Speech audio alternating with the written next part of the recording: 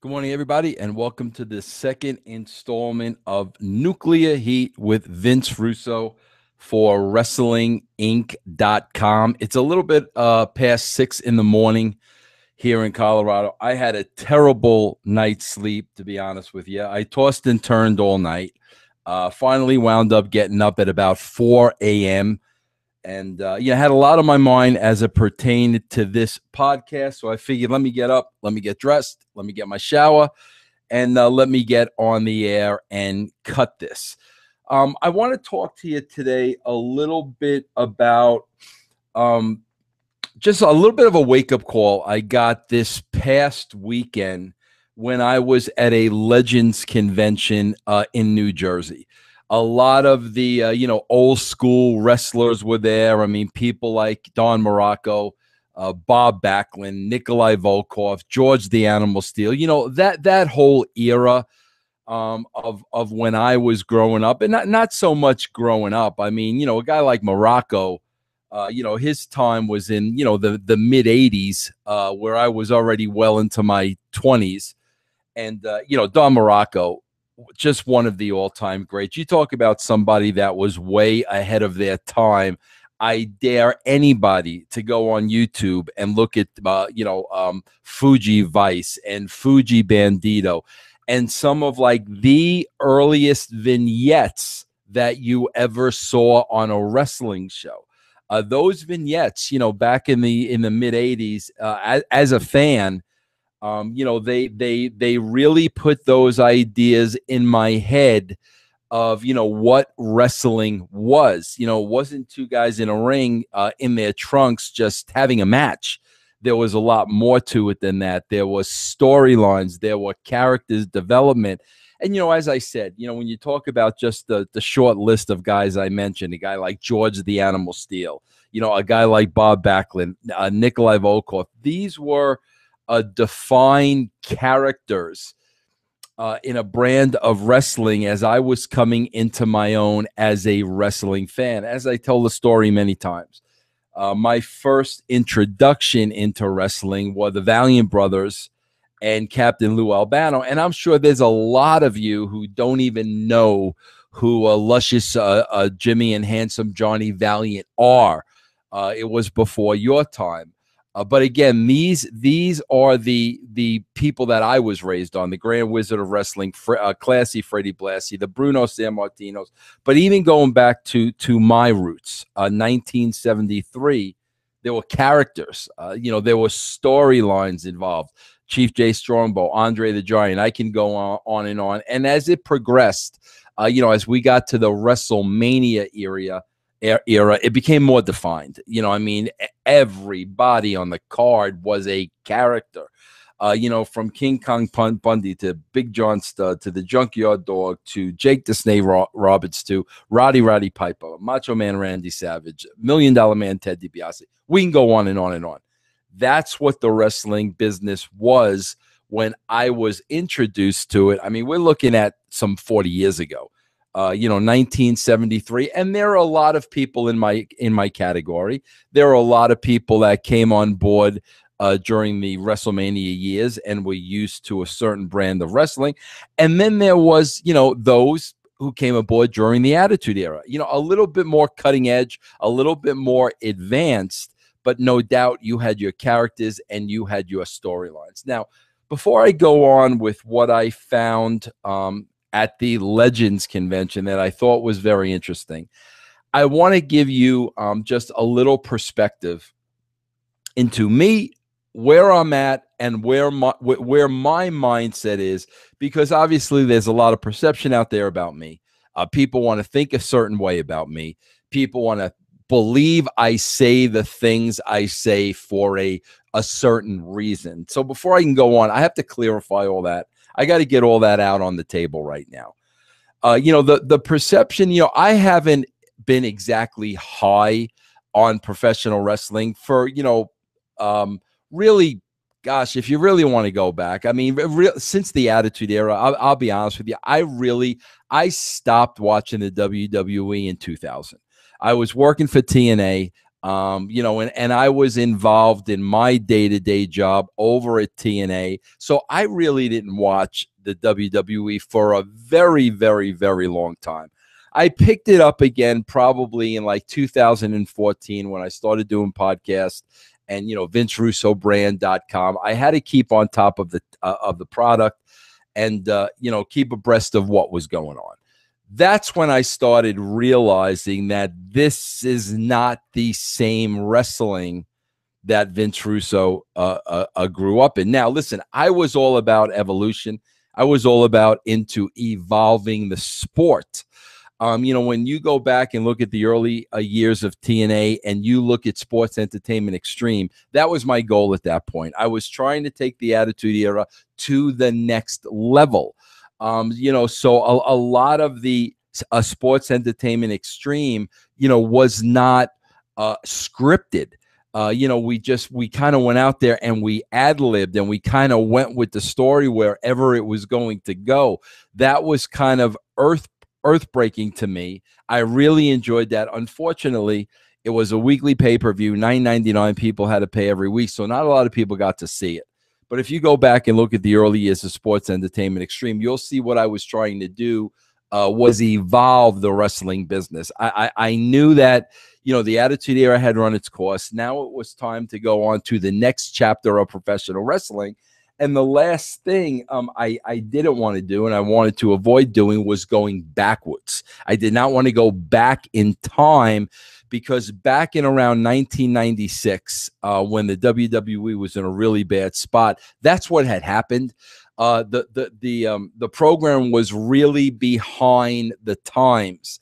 It was really archaic. It really wasn't saying what 1995 was. So we had to bring it up to speed. We had to mirror society. That's where the Attitude Era came about. So I knew we had to continue to go forward and evolve the product. But one thing I want to say is, listen, he is the jab all the time. Here's what the detractors like to say about Vince Russo. Vince Russo is bitter. That's why he frowns on wrestling, is critical about wrestling, because Vince Russo is bitter. Let me make something perfectly clear to people. I don't think they remember or maybe want to remember. Number one, I left the WWE, and I left the WWE on my own terms, and I left the WWE in 1999, and 16 years later, I sit here and say I don't regret that decision for a second. I left the WWE. I had a job there.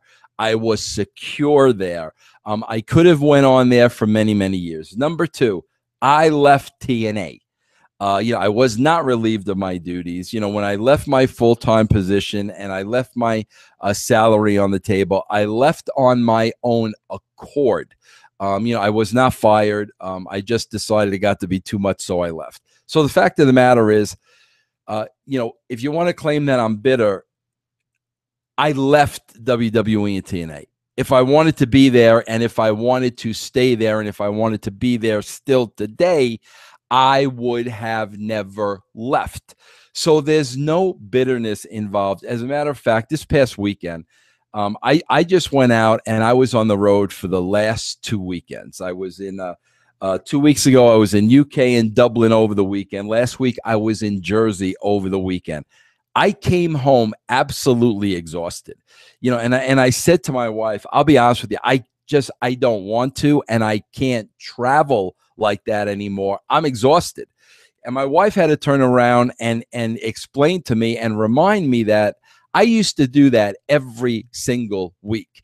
Every single week I was on a plane, either to Orlando or either to a different city when I was working on wrestling.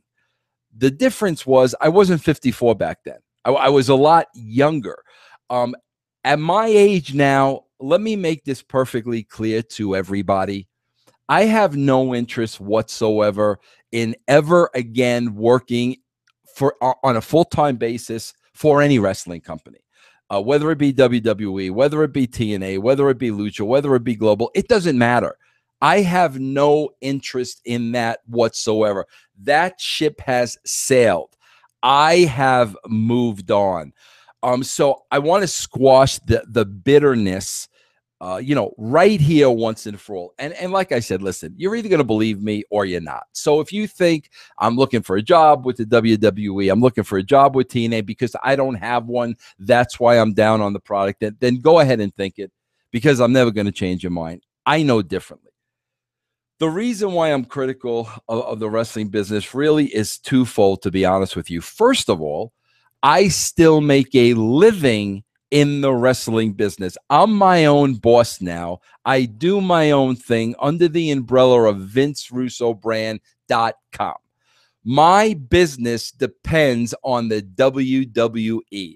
When the WWE business is down, when WWE numbers are down, wrestling is down across the board for everybody, not just Vince Russo, all the other wrestling websites, anybody that makes any kind of a living from professional wrestling. Your business is going to be down with less and less viewers on a Monday night, less and less eyeballs on on Raw. So that affects my business, and affecting my business affects my pocket. Affecting my pocket affects how I support my family. So that's number one.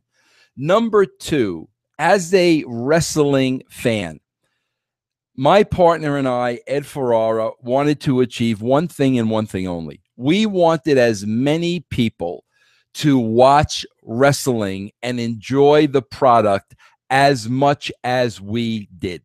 That was our goal. We were wrestling fans. We wanted to grow the wrestling business. We wanted as many people to watch this and fall in love with it the way we did when we were kids. So that was the motivation during the Attitude Era. Get as many people to watch as possible. Okay, we all know what the ratings are today. The last 2 weeks, it's been a 2.33, a 2.35. The audience is getting close to that, 3 million mark. There is a 15-year decline in professional wrestling. Anybody can look that up. That's not Vince Russo saying this. I realized all along that what the problem is that wrestling has lost the casual fans. Wrestling has lost that entire base that they were drawing during the Attitude Era of people that weren't necessarily wrestling fans. And there was a reason for that. Our theory was always, and the theory is still to today, if you're a wrestling fan, you're going to watch the show, as long as the word wrestling is in the title, you're going to watch the show. Good, bad, or indifferent, you're going to watch wrestling. You're going to complain about it Tuesday morning. You're going to be right back there Monday. Rinse, repeat, rinse, repeat, rinse, repeat. Those fans are already there. That is the base. They're not going anywhere. So the trick was, how do we go out and get the rest of those television viewers that aren't necessarily wrestling fans? And, we did that by becoming a television show, like everything else that these television viewers were watching on TV. There was violence, there was sex, there was drama, there was comedy. There was a little bit of something for everybody. If you wanted the good wrestling match, you got the good wrestling match. If you wanted the hot women, you got Sable and you got Sunny. If you wanted the characters, you got your Austin, you got your Goldust. If you wanted the storyline, you got your Austin and McMahon. There was a little something for everybody. That's why the audience grew to the heights that it did during the Attitude Era. Ed Ferrara and myself, we were wrestling fans and we were writers. So we wrote a show that would attract the masses. As soon as we left, the creative and management at the WWE went right back to what they knew, and what they knew was wrestling. So we've kind of repeated the cycle, where in 1995, you just had straightforward wrestling and nobody was watching. Well, here we are in 2015. You have straightforward wrestling and you've lost a tremendous amount of your audience. So the fact of the matter is, they didn't learn from that first cycle. It's happening again. But here's where the Legends Convention comes in. This now opened my eyes to something completely different. This Legends Convention was on a Saturday. It was all day long. You had to pay good money to get in. You had to pay for autographs. You had to pay for pictures. There was money exchanging hands right and left. There were vendors at these things. There were a lot of, legendary wrestlers there. Let me just reel off a few that I can remember. As I said to you, Morocco was there. Backlund was there. Nikolai Volkov was there. George the Animal Steel was there. Barry Windham, Mike Rotundo, Hillbilly Jim, Jerry Briscoe. Taz was there. Chyna was there. Deborah was there. Deborah Marshall was there. The Headbangers were there. The list goes on and on and on and on. It was a convention of wrestling fans. Okay, so now I'm sitting there and I'm signing, and when I go out to these things, I like to get as much information as I can from the fans. So when I go back to do my podcast, when I come back here and do Nuclear Heat, I can tell you what the pulse of the fan is out there. Now, keep in mind, this is a wrestling convention. There are wrestling fans coming to this. A lot of the people that I spoke to, were kids during the Attitude Era, were maybe, 5, 6, 7 years old during the Attitude Era. Okay, those people were now 20, 25, 30 years old. There were also, people in my ballpark who became wrestling fans in the early 70s. A lot of people my age were there. Go back a generation from me, between Attitude and between my generation, you had the WrestleMania generation. That took on a whole other audience, from WrestleMania 1, 2, 3, 4, and 5 in Atlantic City. People started watching then. So you had a whole gamut of wrestling fans that were introduced to the sport in different eras. People like me, the WrestleMania era, the Attitude Era. Let's look at it that way. Let's break it down. People were coming through, and I got to tell you, I witnessed with my own eyes. There were $20 bills going out like it was candy. $20 for an autograph, $20 for a photo. Whatever it costs to get in, whatever the hotel costs the people, whatever the travel costs them. So coming to this convention, price was not an object. So what I like to do is, I'm not one of these standoffish guys that, you want my autograph, I'm going to keep my head down and I'm going to do it. And I'm not that guy. If you're going to meet me for the first time, I'm going to have a conversation with you. I'm going to learn your name. I'm going to get to know you. That's just how I am. So slowly but surely, I start talking to a lot of these wrestling fans that are coming through the line. Like I said, mostly anywhere from the age of 20 to 50. Let's put it that way to be safe. 55 maybe. And I'm talking to them about what they were fans of, what they enjoyed, and do you watch the product today? I have to tell you, these were wrestling fans. These were people that I would put in the wrestling fan category, that if wrestling was in the title of the show, they would watch it. I cannot tell you how many wrestling fans on Saturday told me that they no longer watch wrestling, told me that they no longer watch Raw. We don't like the show. It's 3 hours long. We can't sit through it. It's not like the Attitude Era. It blew my mind how many wrestling fans that paid to come into this convention, that were raised and bred on this product, did not watch it anymore. Now, to me, this opened up my eyes to a whole new dilemma, because like I said, there's explanation and there's reason why the casual fans are no longer watching. That's easy to explain. But now when you break it down and you get long-time wrestling fans that no longer watch, for the reasons that I mentioned, now you get into a whole other problem and a whole other situation. Listen, I understand that you know, people. There was a big NXT special last night. I did not watch NXT. I'm not a fan of NXT. I'm not a fan of straightforward wrestling. There's no question in my mind that the Full Sail University was sold out. People in the Full Sail University, people in attendance were going nuts, and fans of NXT were going nuts that this was the greatest show that they've ever seen. There's no question in my mind that that's happening. But who is that crowd? The NXT crowd are those traditional wrestling fans that love bell to bell action, and that's what they're getting in NXT. You know, a couple of weeks ago, the WWE was boasting they sold 13,000 tickets to you know, the NXT show prior to SummerSlam. And you know what? That's great. I take nothing away from them. But while you're selling 13,000 tickets to NXT, you've lost over there used to be 10 million people watching wrestling on Monday nights. Between WCW and WWE, there were over 10 million people watching. That number is almost down to 3 million. So you've lost 7 million wrestling fans somewhere along the way in favor of 13,000 wrestling fans at the Full Sail Arena.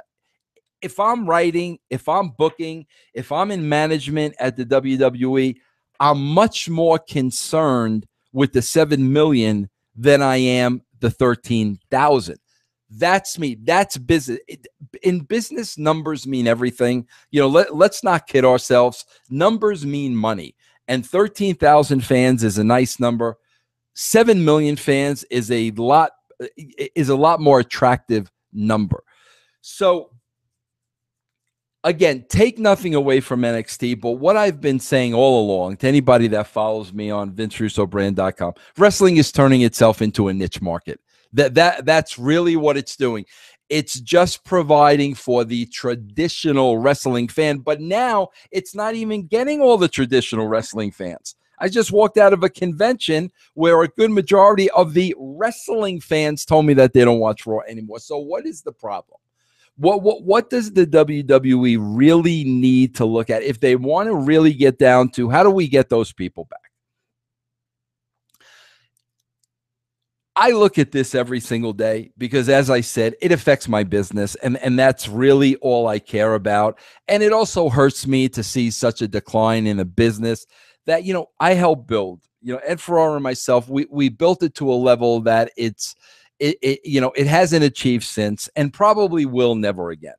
So I try to break it down and I try to understand what's going on. And the only model I can use is, what has Vince Russo been a fan of for his entire life?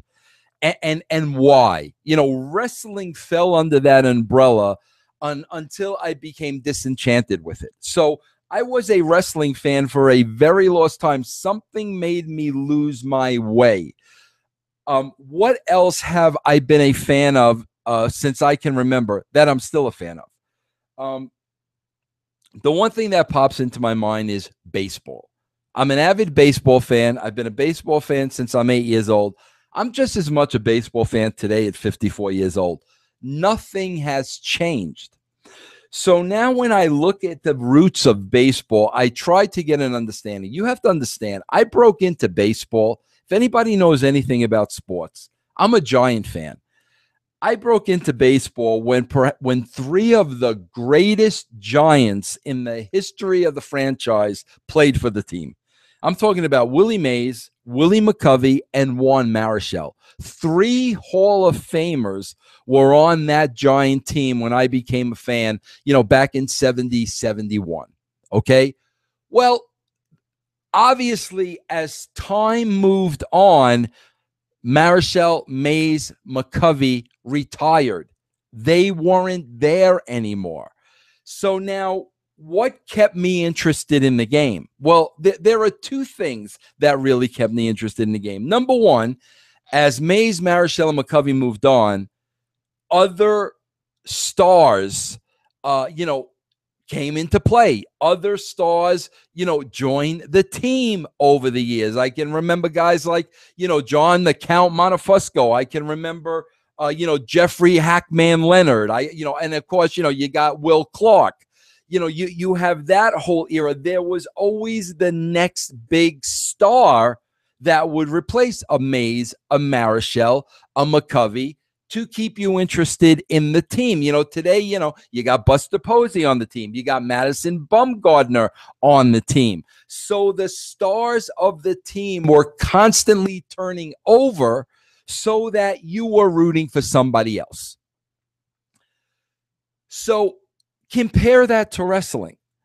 And let's face it, since the Attitude Era, not too many stars have been built. When I say stars, I'm talking about mainstream level wrestling stars that casual fans know. I'm talking about stars that have made the crossover into movies, stars that have made the crossover into television, stars who can't walk through an airport without every man, woman, and child knowing them.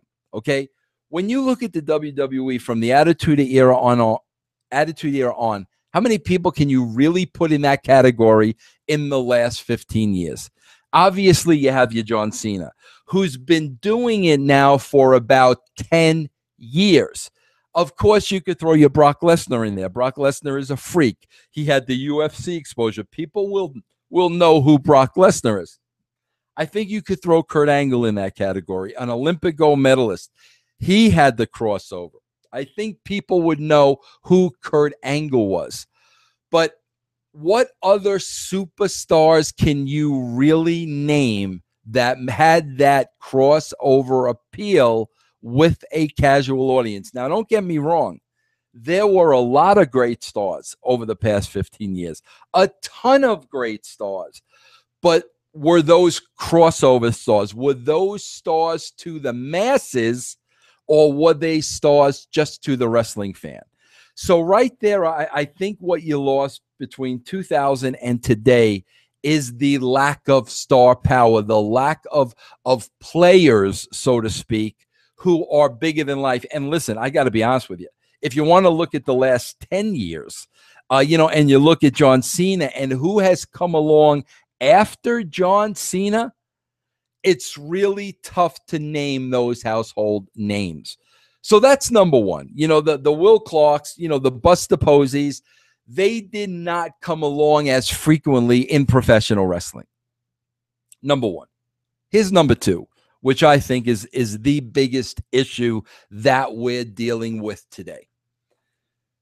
From 1971 to 2015, baseball has been the same exact game. Nothing has changed. They play it the same. The only thing that has changed that you can argue is the designated hitter in the American League. That changed, and that did change the game a little. But when you talk about the key word being fundamentals, the fundamentals of baseball have not changed whatsoever. Get the man on base, move him over, score the run. Score more runs than your opponent.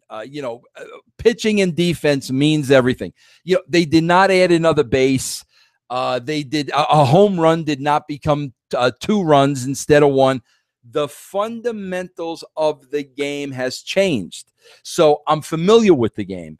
If I'm a fan in 71 and I was a fan of the game, it's more than likely I'm going to be a fan in 2015 if the game has not changed and I'm watching the same game. It's kind of like Kiss.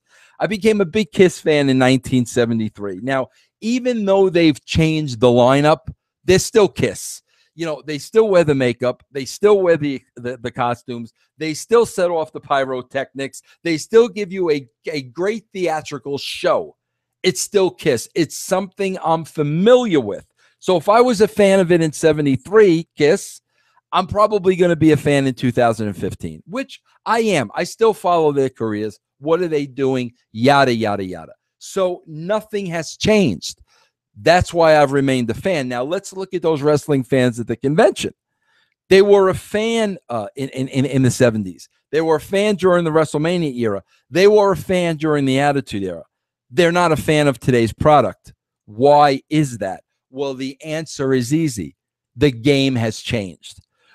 Wrestling inside those four ropes does not represent what it did in 1973, in 1983, all the way up to the Attitude Era in 2000.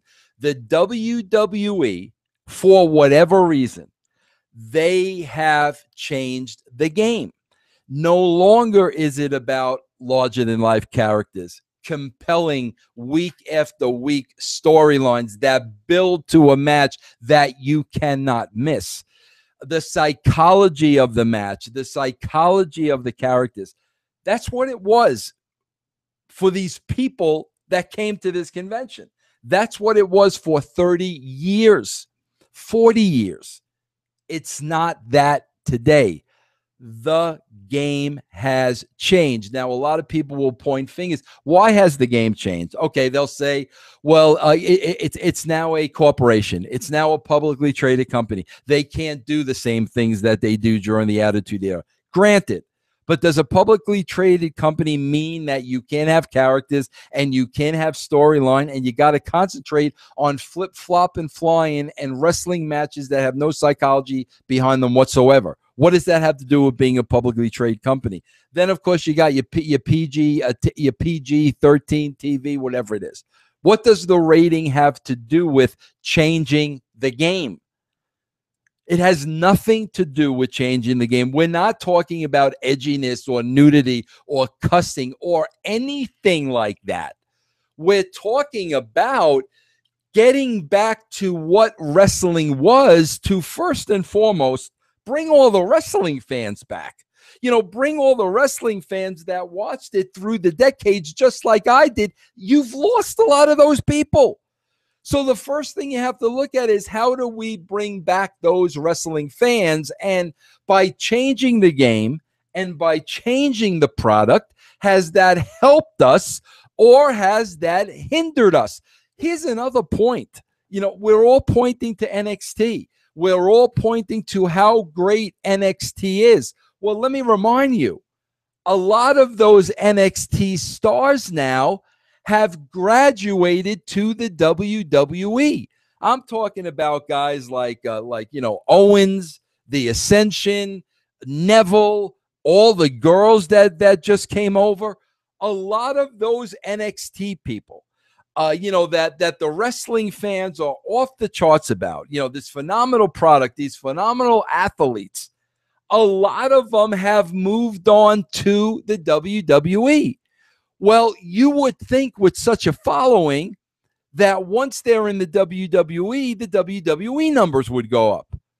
Have the WWE numbers gone up with the insertion of NXT talent on the roster? No, they haven't. In fact, they've done the opposite. The numbers continue to go down. So, again, this is a problem in psychology. That we have with professional wrestling right now. They're deciding to become something different. They've decided to change the game. And until somebody shows me how the changing of that game has become a positive and not a negative, then I'm going to continue to be on here week after week after week asking the question, where have the fans gone? And not only the casual wrestling fans, where have the wrestling fans gone? Again, 10 million people on a Monday night. We're close to around the 3 million people mark. If you believe that we don't need to stop and we don't need to look at this and we don't need to analyze this and we don't need to figure out what's going on, I got to be honest with you. I don't know if you're, really a wrestling fan. I think you're looking at it in a selfish manner. I like the flip flop and flying. I like the 20-minute matches. I don't like characters. I don't like storylines. Well, that's good for you. But there were a lot of people that did. There were a lot of people that were casual wrestling fans.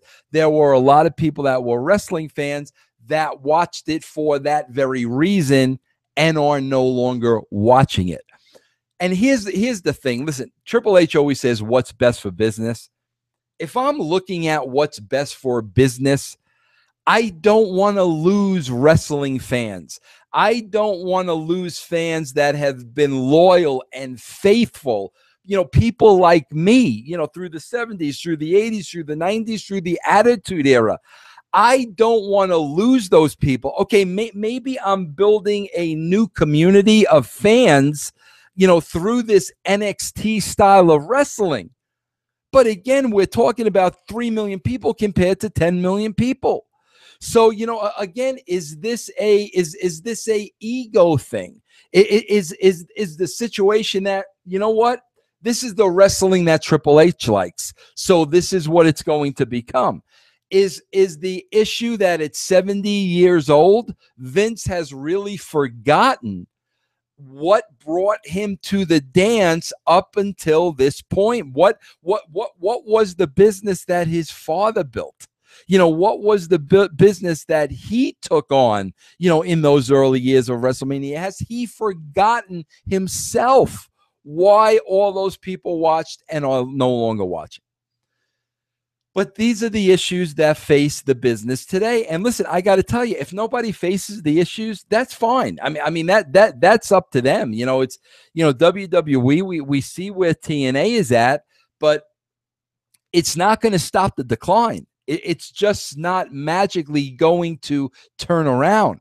There has to be a strategy put into place. They have to look at, the failures, what hasn't worked, since the days of the Attitude Era. These are the things that have to be adjusted in order to make the wrestling business fruitful again. And like I said, man, when you got a whole convention full of people that are wrestling fans that are tossing around $20 bills like they're water, and they are no longer loyal to your product or watching your product or going to shows, but still willing to spend the money on wrestling, then you have a problem. And you could have blinders on all you want, and you could talk about 13,000 people at the Barclays Center. You could put whatever spin on it you want, but at the end of the day, you got to look at what the bottom line is. And the bottom line is we've lost a massive amount of fans in the professional wrestling business over the past 15 years.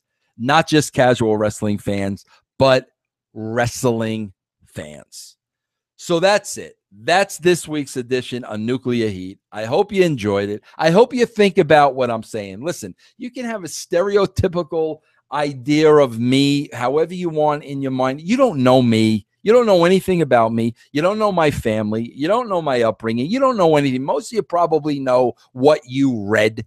But I'm challenging you to think about what I said. And I'm challenging you to tell me, where am I wrong? Where am I wrong on what I just calmly laid out to you in an effort to help the wrestling business? Because I want it to prosper. I want it to reach heights beyond the Attitude Era. That's my goal, as I'm sure it is the goal of every wrestling fan. But that's it for Vince Russo here at Nuclear Heat for